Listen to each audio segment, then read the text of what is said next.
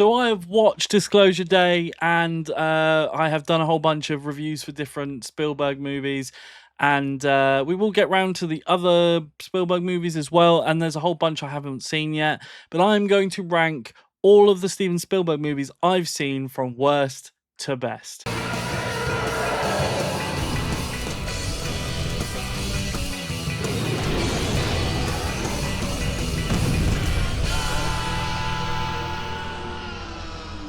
Hey, my name's Aaron, and if you like talking about movies, then this is the place to be because I talk about them a lot. Consider hitting subscribe and ringing the notification bell. Give me a thumbs up and a comment to push me out in the algorithm to find more people.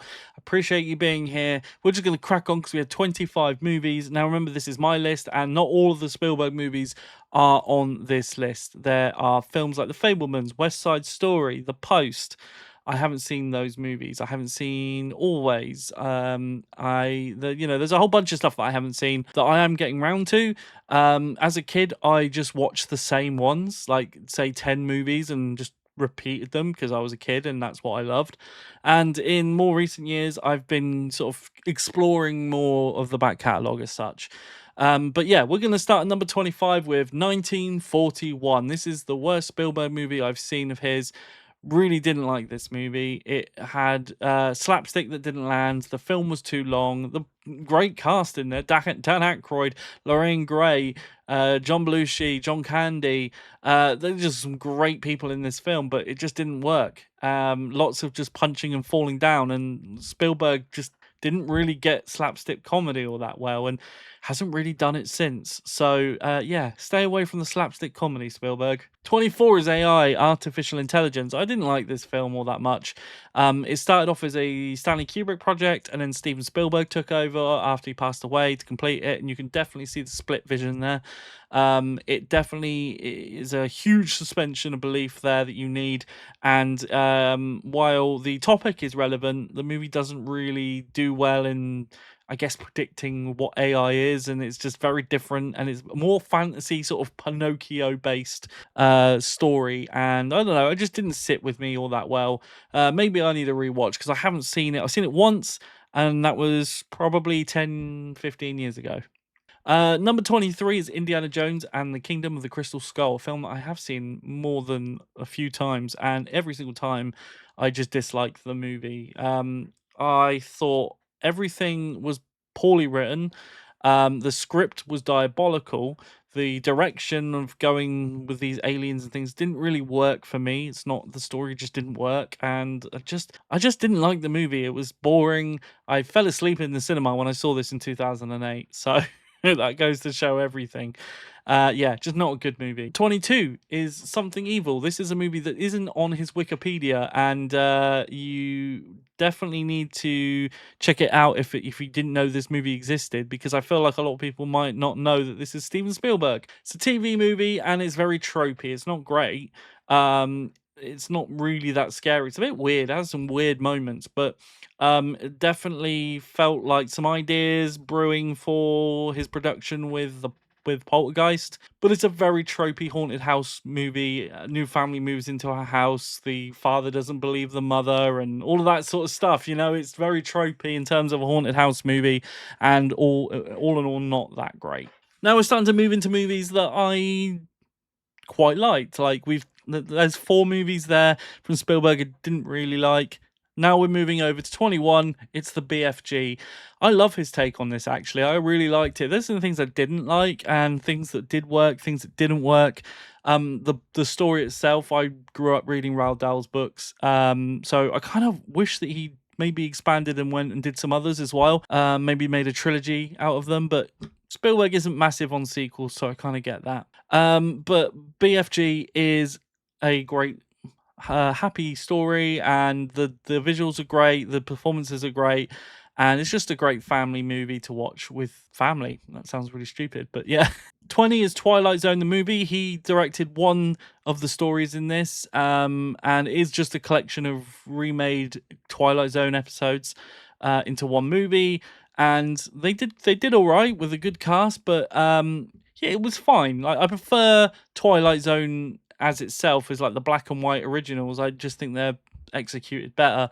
But in this, they did a good job, and it kind of more like a mainstream Twilight Zone experience, more cinematic, which I kind of liked. I did like 20,000 Terror at 20,000 feet. I always loved that original episode. I think it's worse here because in the original I think it was a clown, and in this it's like a wolfy creature. It's a bit weird. I don't know. Number 19 is The Color Purple. Now, while I didn't really relate to the story, and it's a bit clean for the subject that it deals with, but it's very well directed. The cinematography is excellent. The color palette, the performances, his, Spielberg's classic blocking here at play. And I did enjoy the movie. I just don't think I'd watch it again. But I can appreciate the technicality. 18 is Sugarland Express.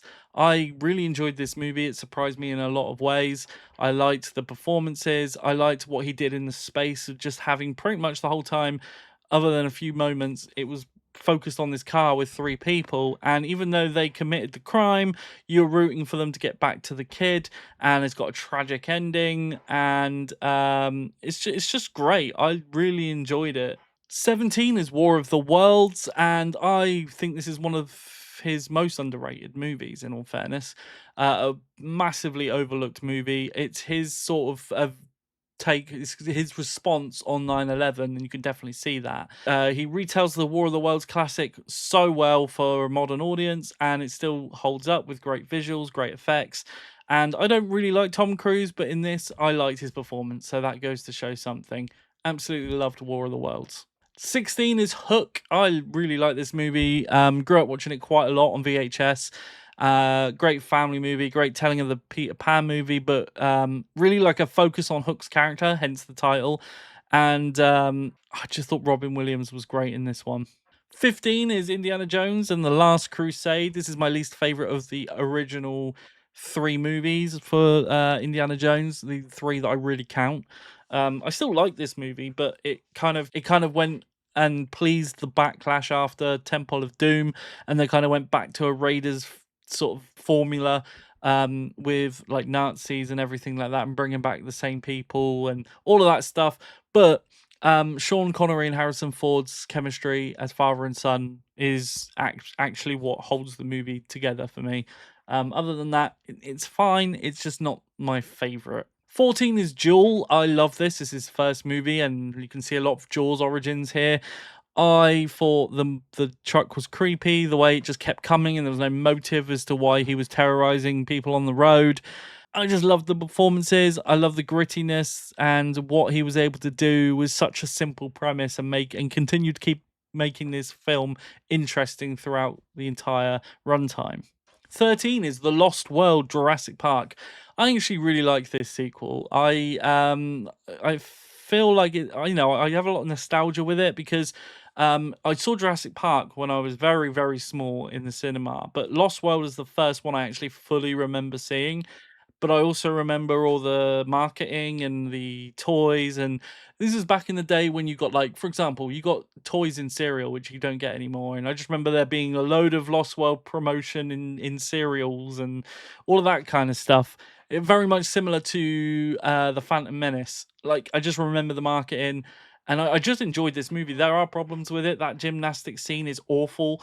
And once the T-Rex is in the city, it kind of feels a bit goofy, but I like what they did. I think it's a good sequel. 12 is Ready Player One. This is another underrated movie.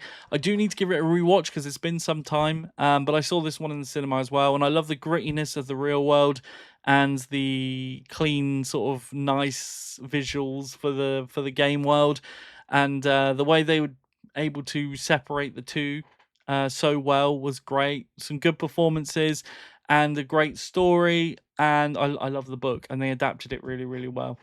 11 is Empire of the Sun. This is the one I've watched recently for the first time, and I loved it. Unique, fresh take, but perspective on the Second World War.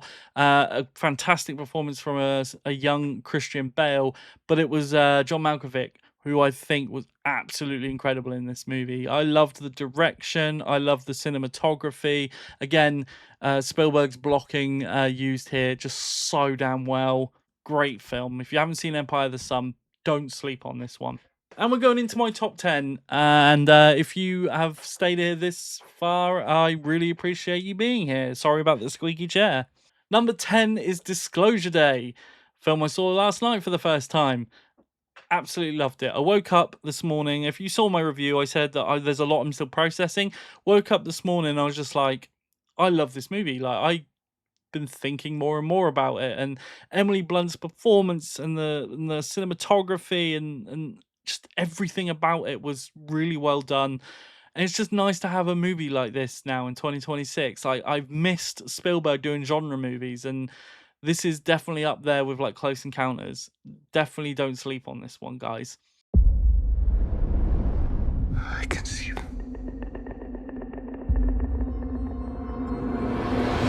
Number 9 is E.T., a classic family movie with what I think is John Williams' one of his best scores. It's especially with Spielberg anyway. Maybe that's another video I'll do. I'll do a ranking of John Williams scores. That sounds cool. I'll definitely do that. But I love E.T., the puppetry, the performances, the heartwarming side of it, the origin of Stranger Things, like how much Stranger Things ripped off Spielberg movies, but this one especially. E.T. The boy's condition is stabilizing. His blood pressure is coming back up. E.T. Number 8 is The Terminal. Me and my wife love this movie. We have a bit of a connection over this movie because it came out around the same time we got together, and we've watched it quite a few times since. Tom Hanks is phenomenal in this movie as someone from Kokosia, and actually convinces you that he has that accent and that language. And I'm stunned by this movie every time. This fish out of water experience where he's stuck in this airport and he has to live there, and everything that works around him and Catherine Zeta-Jones. It's just a phenomenal movie. Eat shit. Eat shit? Eat shit. Eat shit. Eat shit. Eat shit. Okay, try to repeat exactly what she said. Eat shit. She catch him.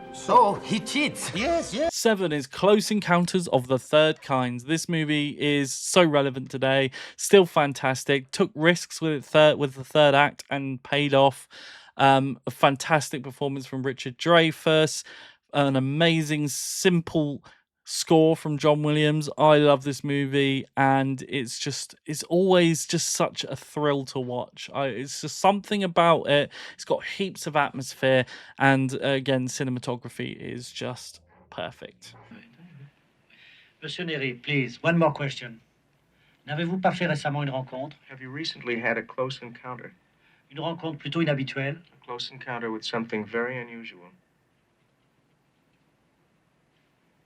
Who are you people?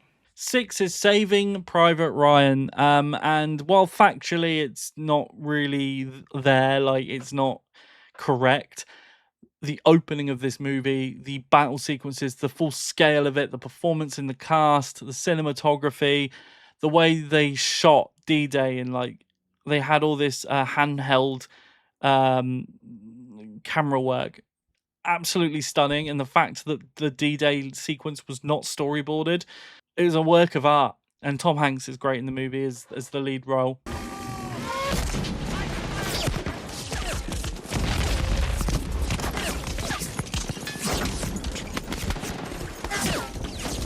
All right, we're in our top 5, and number 5 is Schindler's List. Now, this is probably one of the most important movies ever made. In terms of the subject matter, I actually prefer The Pianist. I thought that it went further and more like gritty and darker. But for the cinematography and the technicality of Schindler's List, it's incredible. The fact that they filmed it in black and white and did it in the way that they couldn't re-release it in color.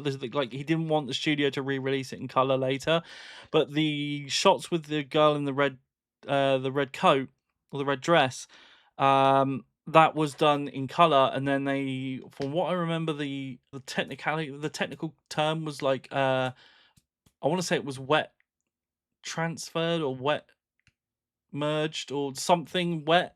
I want to say that. Correct me in the comments down below. I'm not a freaking director or anything, but yeah, that's what they did. They merged the two, and there's just a lot of clever stuff done in this movie with a great performance from Liam Neeson.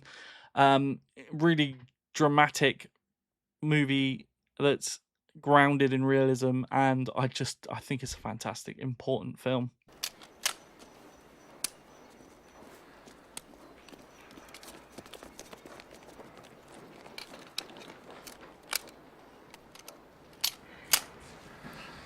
Oh, Christ. Number 4 is Raiders of the Lost Ark, and this has got perfect pacing. A great performance from Harrison Ford as Indiana Jones. Did a lot of his own stunts, and some of the best dialogue he actually just came up with himself. I think it's just one of the greatest movies of all time. Raiders of the Lost Ark is just almost a perfect movie.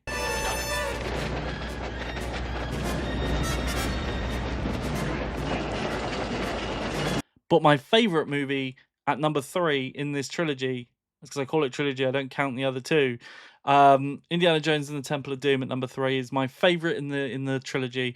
I love the dark grittiness, the horror side of it, like the fact that you got like possession, voodoo dolls, guy's heart getting ripped out, a cult in a cave. You've got a bridge going over some alligators. Indiana Jones gets poisoned. It's just got so many cool elements to it. I really liked it, and it was a prequel too.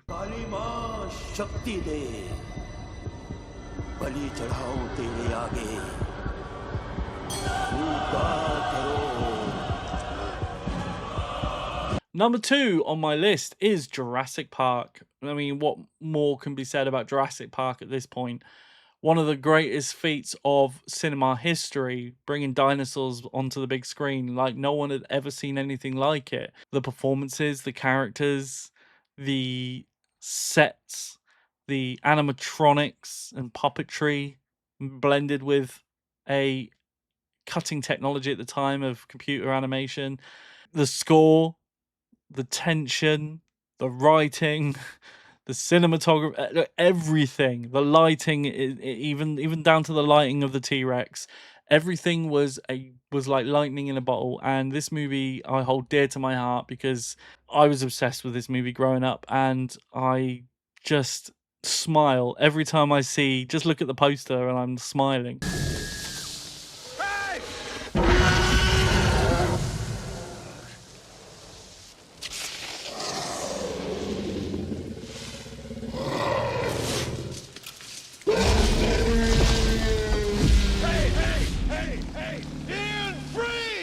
And of course, number 1, if you know what my greatest movie of all time is, and you probably guessed now, like, where is it on this list? Where have you ranked it?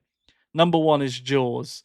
Jaws is my favorite movie of all time. I've done an entire video about why Jaws is the greatest movie of all time, but I will say it's not just a shark movie. It's 3 characters that are superbly written and have so much chemistry. The way the film was put together, and the shark animatronic, and the way they were able to display the shark without showing us the shark, or down to the shark not actually working properly. You know the story about Jaws. What more can I say other than it's the greatest movie ever made, like ever made, in my opinion. Look at that mother! Oh my God, this one too. They're both going. He's eating his way right through that line. Yeah, he's working his way right up to us. Quinn! Here, come on, Quinn! Come on, hurry! But that's my opinion. Guys, what's your opinion? Let me know down in the comment section below your thoughts, your favourite Spielberg movies. What movies should I check out that aren't on this list as a priority? And yeah, that's my Spielberg ranking. I will continue to, over time, review more movies that I haven't already reviewed. And yeah, I will see you in the next one, guys. Take care of yourselves.